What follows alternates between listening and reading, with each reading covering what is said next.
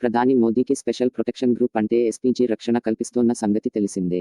మోదీకి రక్షణ కోసం రోజుకు 162 కోట్ల రూపాయలు చొప్పున ఖర్చు చేస్తున్నారని ఈ మధ్య కాలంలో సామాజిక మాధ్యమాల్లో కూడా ప్రచారం జరిగింది.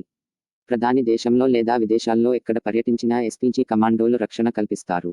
ప్రధాని కంటే ముందే ఒక టీం అక్కడికి వెళ్లి క్లియరెన్స్ ఇచ్చాకనే మరో టీం వలయంలో ప్రధాని అక్కడికి వస్తారు. అయితే మనం చూసినట్టు అయితే ప్రధాని పక్కనే ఉండే సెక్యూరిటీ ఆఫీసర్ చేతిలో ఒక బ్రీఫ్ కేస్ ఉంటుంది.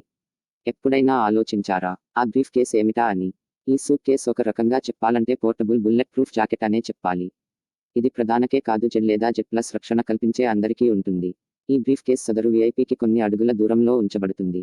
చూడడానికి ఏదో సాధారణ బ్రీఫ్ కేస్ అంటే సదరు సెక్యూరిటీ వాళ్ళు ఏవో విఐపీకి సంబంధించిన ఫైల్స్ మోస్తున్నట్టు అనిపిస్తుంది. కానీ ఇది పోర్టబుల్ బుల్లెట్ ప్రూఫ్ షీల్డ్. ఒకవేళ సదరు విఐపీ మీద దాడి చేసినట్టయితే ఇది లెవెల్ 3ని ఆర్మర్గా పనిచేస్తుంది. దాడి చేసినప్పుడే కాదు, సదరు సెక్యూరిటీ అధికారికి దాడి జరగవచ్చేమో అనే అనుమానం వచ్చినా ఆ షీల్డ్ ఓపెన్ చేయవచ్చు. ఇది విఐపీలకు తక్షణ మరియు తాత్కాలిక రక్షణ కల్పించే కవచంగా పనిచేస్తుంది.